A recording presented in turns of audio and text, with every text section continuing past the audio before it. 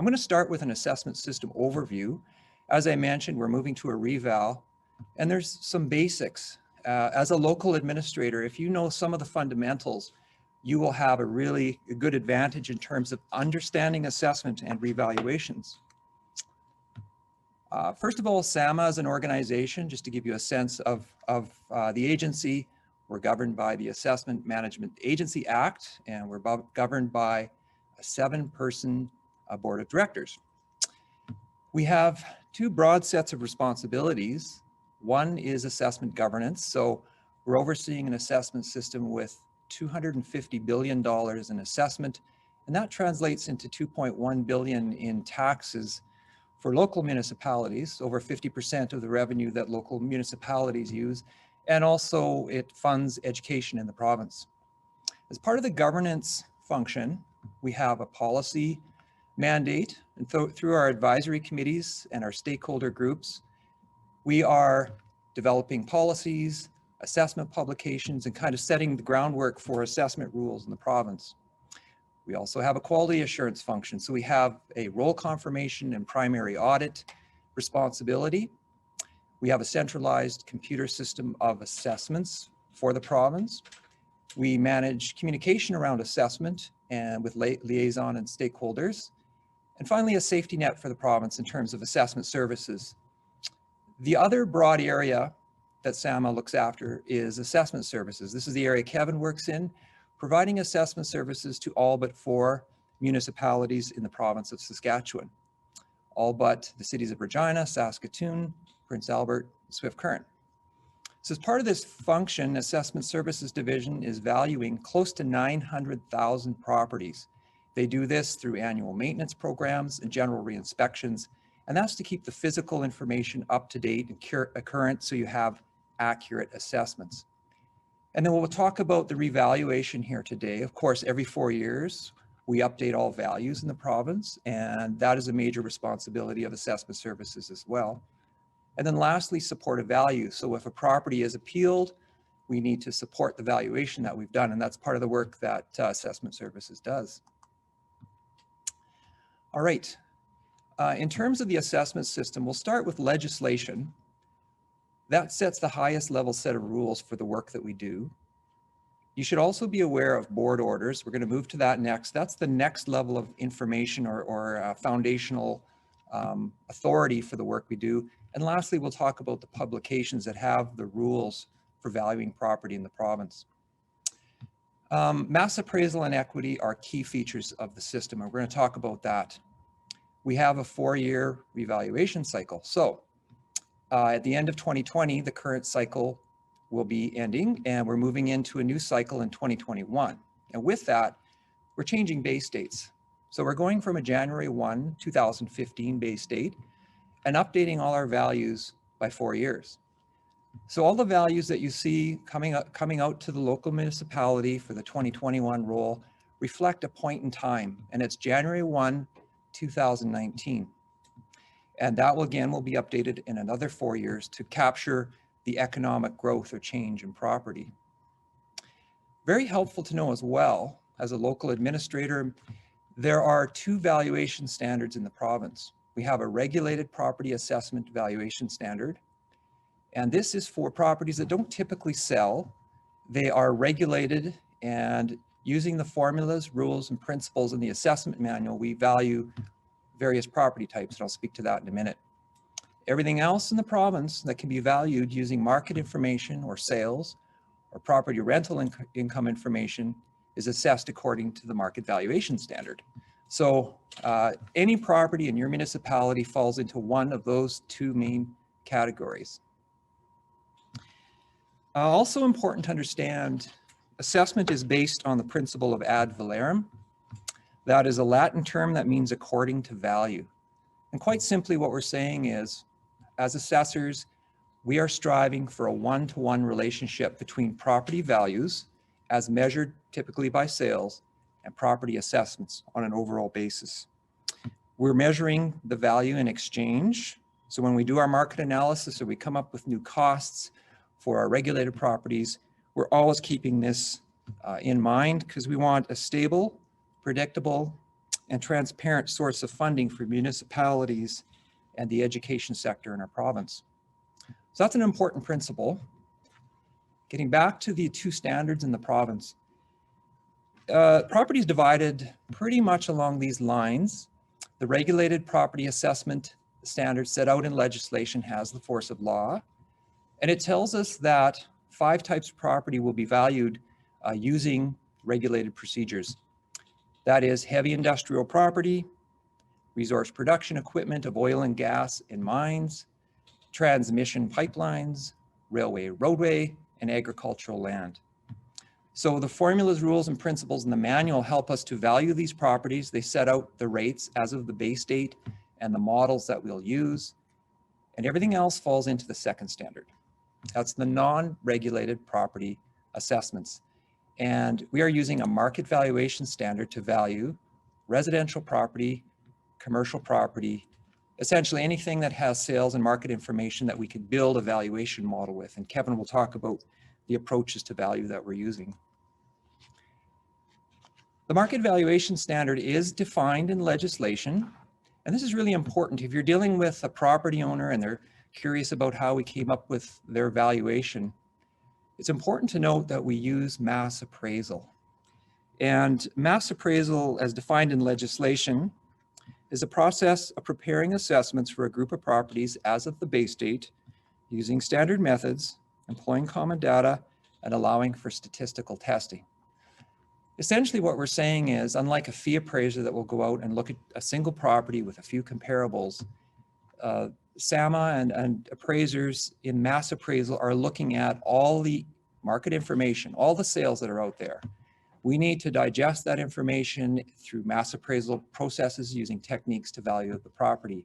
So we're using things such as multiple regression analysis to do residential where there's enough information. So we're looking at valuing all the property, which is quite different from a fee appraiser. We're estimating the market value of the estate in fee simple of the property. And market value, if you're looking at the textbook definition from legislation, is the amount that a property should expect to realize if the real estate fee simple interest is sold in a competitive and open market. So it has to be an open market transaction between a willing buyer and a willing seller, both acting prudently, and that there's no undue stimulus on the property. So if somebody asks what types of sales we're using the same sales a fee appraiser would use. We're using sales that occur in the open market. They're not encumbered, they're not influenced, so that we have a fair and accurate valuation in the end. And that's the third point. We reflect typical market conditions for similar properties. So when we build our models, we're considering comparability. And lastly, we need to meet quality assurance standards established by order of the agency. I'll talk about that in a bit more detail, but that's an overall level of value that we must meet for every municipality in the province. All right, we're leaving legislation and we're moving into board orders. And a lot of folks don't know that there are 4 key board orders for every revaluation. Why they're important is they give us the ground rules heading into a revaluation in terms of what we're valuing, what point in time, what information we can look at, and what standards we need to achieve. The first order is the base date order. Most folks will be familiar with this. And it sets the base date, which of course will be January 1 of 2019 for this upcoming 2021 revaluation. And all our valuations are geared towards that point in time. So it's a retrospective value. When the 2021 assessments come out, if property owners are coming and saying, look, my property sold 3 months ago, here was the value. Well, unfortunately, we have to value to a point in time, and that is why we have a base date. The market evidence order is another key set of rules. Essentially, what the market evidence order tells us is we can consider market sales information, income rental information up to the base date. Anything after that point in time is not considered in our models. There is a fiscal year with income producing properties, so it goes to May, but essentially the market information has to be in our hands for us to build the mass appraisal models. And so that market evidence order is also important, and you can explain to property owners again why a sale that occurred 3 months ago is not in the analysis, but will be reflected in the future. And everyone is on an even footing that way. Markets change, residential can go up, but everyone is treated at the same point in time in a fair and similar manner.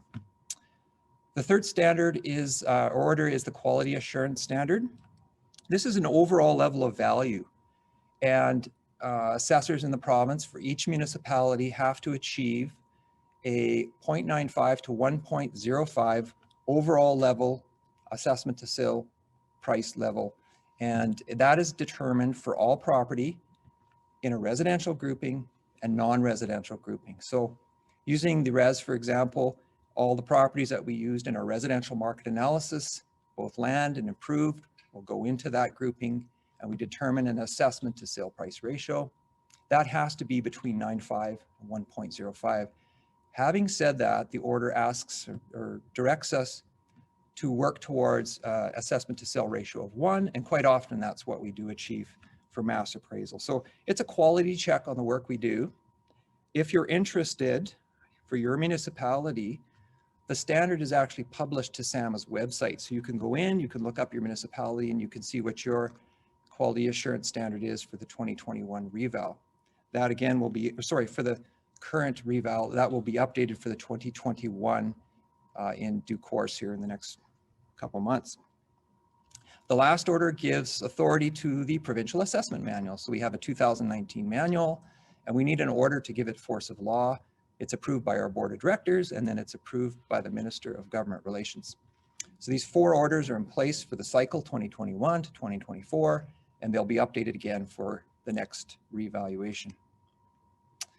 The last thing I want to touch on in terms of the framework or the foundational pieces of our assessment system are publications. So SAM is responsible for assessment policy.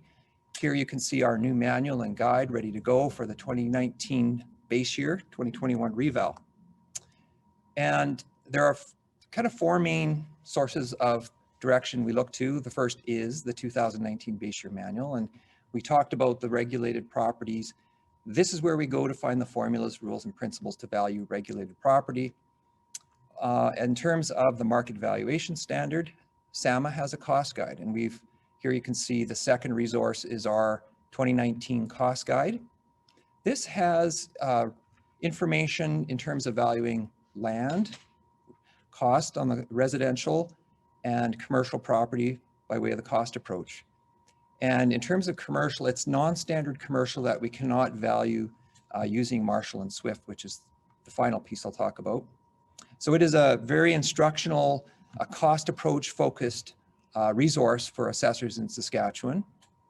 And lastly is the market value assessment in Saskatchewan handbook. Now this document, it's not tied to the base date, so it's a living document, and it gets updated as needed. And what this has is mass appraisal best practices for valuing mostly income producing properties.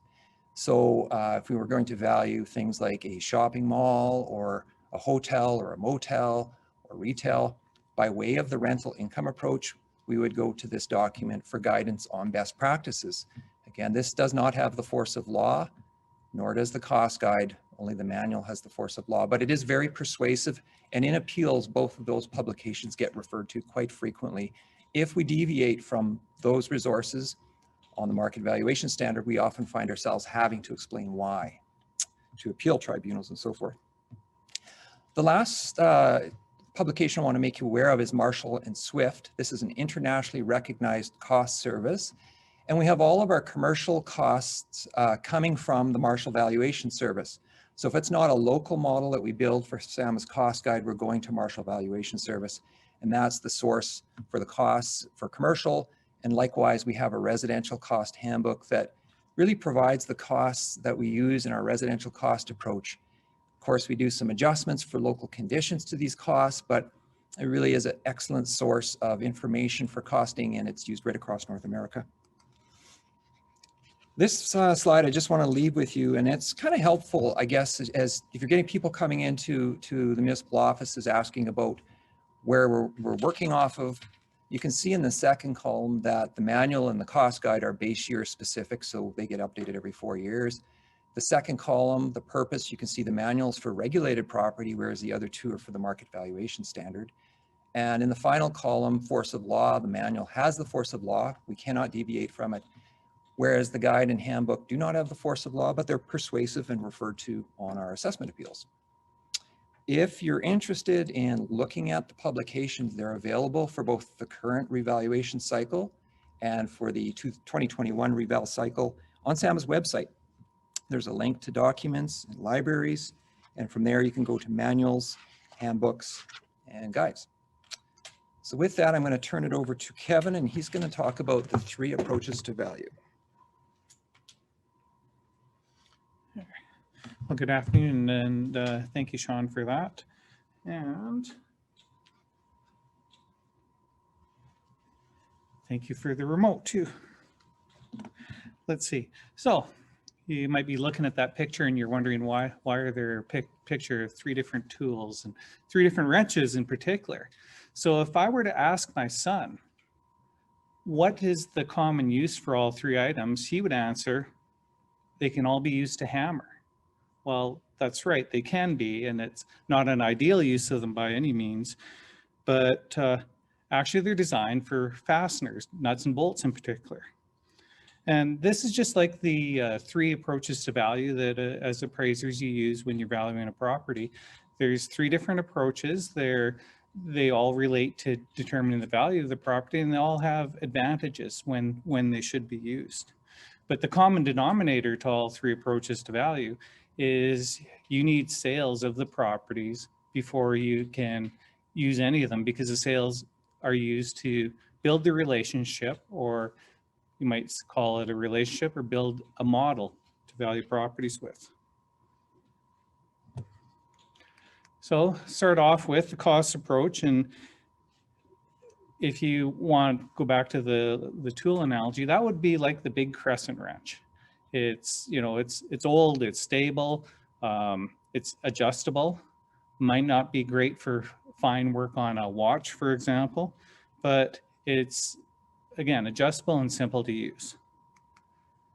When doing the cost approach, we begin by determining the land value of the property, and that's simply looking for patterns in the sales of vacant land parcels and looking to see what areas, if we can group them into areas called neighborhoods, and what rate per square foot or rate per acre, what's the common value that they're trading at, and what other attributes, you know, such as paved street or items similar to that, other location variables, what drives the value. Once we have the land value determined, we start on the building value, and it's really a 2-step process. As Sean mentioned, we have our cost guides to determine what's the typical construction cost, and that's province-wide average. But we need to take that typical construction cost and get it back relating to the local market. And so what we do is we know the construction cost, we know the selling price, we take the land value, estimated land value, away from the selling price, and we can say, this is how much the buildings are generating. And we compare that building value that's in the sale price, compared it to the construction cost, and what we end up with is a ratio, or at the end, we'll take and call it a math. So then you take the land value and add the building value, and that's simply the cost approach. The next approach, sales comparison approach, it requires lots of sales in order to build a model in this fashion, but it's incredibly fast for, you know, once you have the number of sales. So you can think of it like that electric impact wrench. It can go through a lot of things quicker than you can do manually.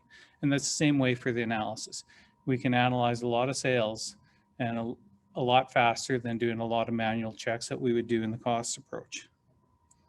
And in mass appraisal, you use regression software, and that's basically just a computer program that looks to say, what variables are people using when they're determining how much to pay for a property? And, you know, it's usually common variables like size, location, the age of the property, the quality of construction.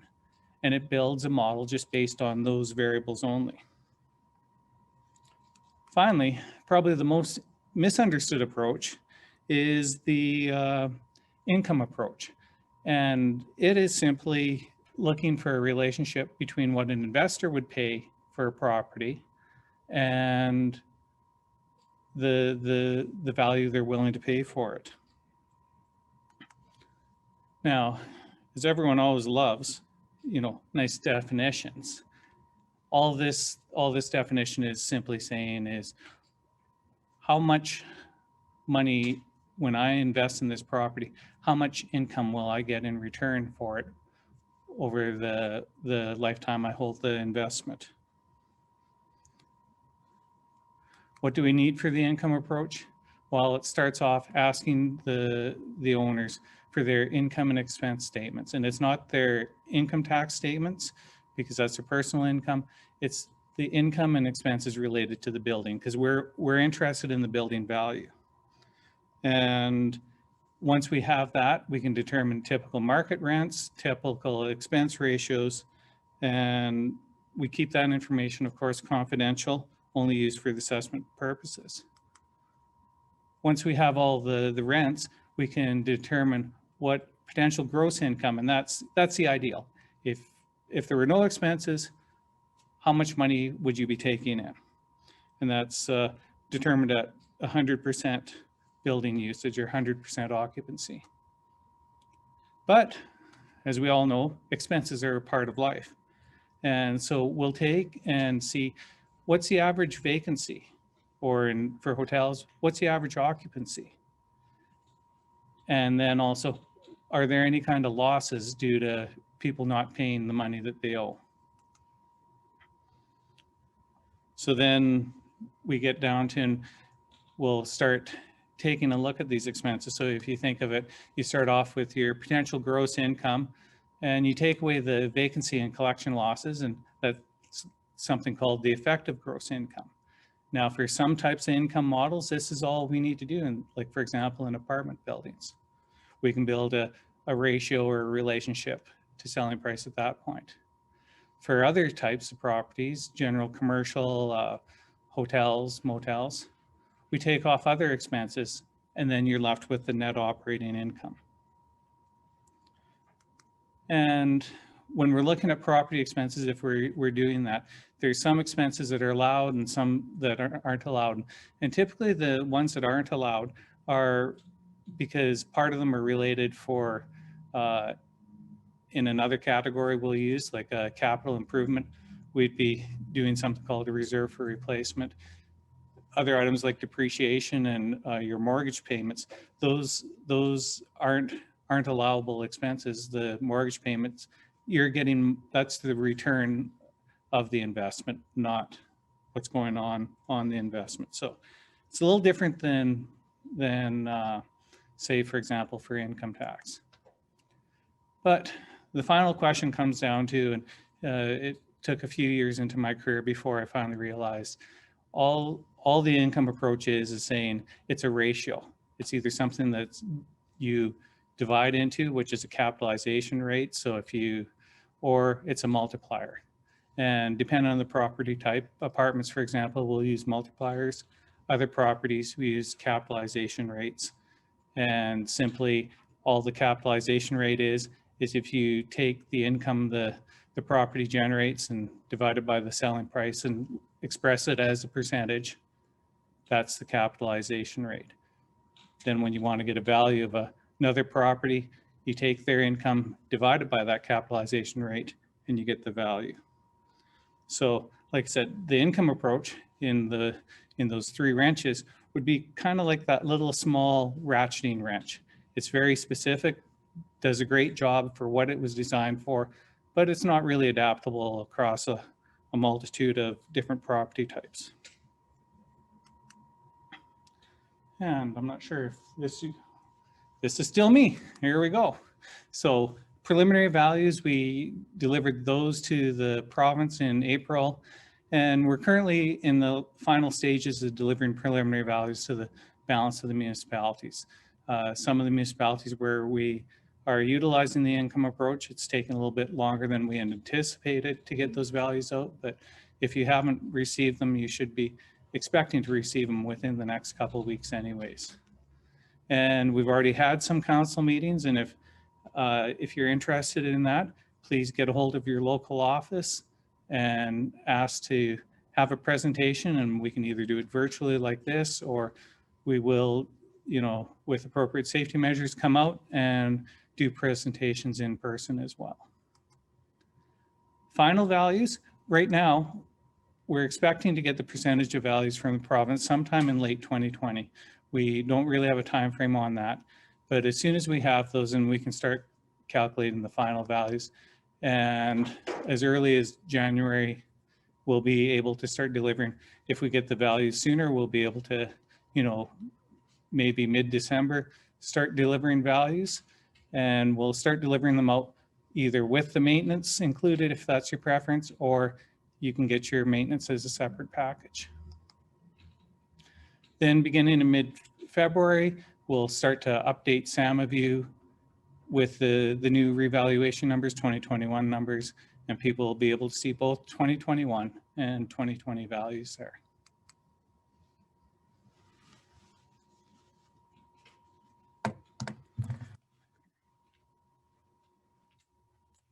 Great, thanks, Kevin. All right, I'm going to finish off here this section with talking about the revaluation timelines in terms of the province. We talked about the orders being in place. Kevin talked about the timelines for SAMA delivering. Provincially, Saskatoon, Regina, Prince Albert, and Swift Current are all very close to finalizing their values, so they're prepared for the 2021 assessment roll year. As Kevin mentioned, we're waiting for percentages of value for 2020. We need those percentages to load them on our computer systems, to recalculate everything, to give you final values for the 2021 roll year. A couple things we should mention are some of the challenges for the 2021 revaluation. And of course, everyone's aware of the pandemic which has occurred and the economic fallout that hit the markets. It just wasn't equities and other things, it was real estate as well. So we've kind of been watching month by month since it occurred. The challenge is our base date of Jan 1, 2019 is prior to the impact of COVID. So when values come out within your municipality, you may get a question as to why doesn't it reflect what's happened since COVID? Why isn't it right up to date? And for the very reasons I discussed previously, we have a 4-year cycle and we have a base date. Having said that, the impact seems to be mostly isolated to certain property types. So you're going to see, maybe depending on your municipality, your location, COVID has hurt property values. I'm going to show you some provincial trends suggesting that things aren't too bad provincially, but it could vary locally. 2 specific sectors that have been hit are accommodation properties. So hotels and motels are suffering at this time. And that's an example of a markets property. And on the regulated side, the oil and gas sector, and I'm sure other related sectors are hurting as well. So we are planning a review of our oil and gas models for the 2025 revaluation. So we've begun work on that to look at our models. But this is a challenge that we're continuing to monitor, and we'll look at some trends that are quite interesting in terms of what's happened since the base date. The other thing we're facing within SAMA is a high volume of appeals. Of course, appeals move through the Board of Revision to the Saskatchewan Municipal Board. Currently, we have 15 outstanding Court of Appeal cases. So the highest court looking at different assessment matters. It's split almost evenly between regulated and market valuation standard properties. But we need those decisions because they'll tell us, they'll guide us in terms of how we're valuing and assessing property. The problem or the challenge will be is if we get in a precedent setting decision after the 2021 assessment roll is struck, we might have a situation where we're having to react. So for the most part, things are under control. We're hopeful for good outcomes in each of those cases, but frankly, we do need to get some decisions to give us guidance on the market valuation standard especially. So just a couple risks we're monitoring. I'm going to show you some trends, so you guys will get kind of a sneak peek of what is coming for the 2021 revaluation, and we're going to look at provincial trends. But you have to realize that a trend that you look at provincially with all of the data differs from what you'll see locally or at a neighborhood level or a property level. So you'll see some trends, but realize that we understand it changes depending on your local municipality or market neighborhood in the province. Provincially, we took all of SAMA's assessments, we combined them with the cities of Saskatoon, Regina, Prince Albert, and Swift Current. And for the 2020 roll year, the 100% assessed value was $250 billion. So that is the total assessment for 2021 is going up to 266 billion, a multiple of 1.07. It's important to note these are values as of April 1st of 2020. So these are the preliminary numbers we were looking at. We've since done additional market analysis and fine tuning and updating of our databases, but it gives you a sense of where the values are going. And that multiple, although it is an increase, it's not as big an increase as we've seen with previous revaluations. And the taxable assessment trend is fairly similar. All right, here is a look at our preliminary trends for 2021, broken across the 8 main classes of property.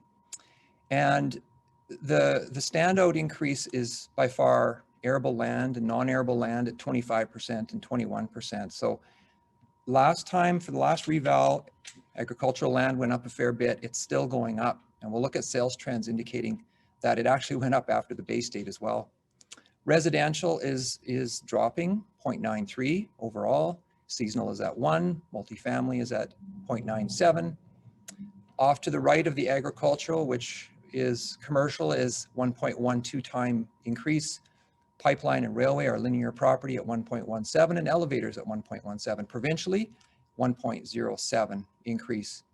So although we're seeing increases in certain properties, it's not as large as previous revaluations. So this next slide is a busy slide, and I apologize for that, but it gives you a sense of what's happened over the last 3 revals. You can see the green bars, that's the 2021 reval. The blue bar on the bar chart is the 2017 multiple, and the orange or brownish color is 2013. And you can see going back on the left side of the graph, residential almost doubled for the 2013 reval. Seasonal doubled, and multifamily. So huge increases. And like I just mentioned, for the last reval in 2017, our agricultural land more than doubled, arable and non-arable or pasture. And likewise, as you move down the chart, you can see other properties took turns at very large increases, such as commercial at 1.57, 1.14, and a little bit less this time. So that gives you a sense of the change. And I think the takeaway or the message here is values are increasing, but they're not increasing as dramatically as past revaluations, which is likely good for the very reason we talked about, and that is COVID. We're not seeing massive increases provincially. All right, we do have just a kind of a glimpse at what's happened after the base date. So we went to our database of sales, and we're looking at residential sales trends. We've mapped them out quarterly, and you can see that on the x-axis on the diagram here. And there's 2 red lines. The first one on the left is the last base date, so you can see where sale prices were. The far right is the Jan 1, 2019 base date, and you can see a modest decrease towards the base date. Of course, COVID has happened after the base date, and it goes out many months up until just recently. And I think we're right up until the second quarter of 2020 here. And what you can see is yes, residential values overall, on an overall basis, are going down ever so slightly. It's kind of stabilized, and you can see the very final trend that we're looking at is up again. So I think the message here is residential values, although they've gone down over the 4-year period, after the base date and through COVID, they've stayed relatively stable. And this is a very similar diagram for the arable land in the province. And again, a quarterly chart and the same parameters. As you can see, the left line indicating the Jan 1, 2019 base date, and that's kind of where we intersected for values for the work that we're doing.